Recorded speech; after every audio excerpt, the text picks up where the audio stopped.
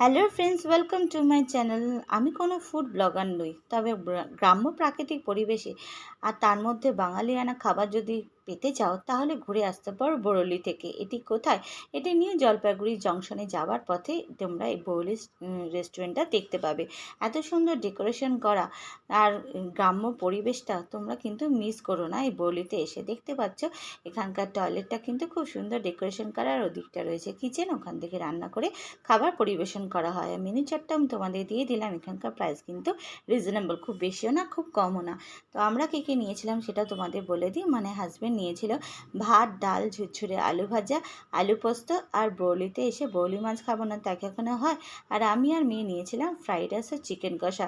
তো তোমরা কিন্তু অবশ্যই বরলি থেকে ঘুরে এসে এখানকার খাবারের কোয়ালিটি কিন্তু সত্যি আমার খুব ভালো লেগেছে। তা তোমাদের কেমন লাগলো সেটাও কিন্তু কমেন্টসে জানাবে।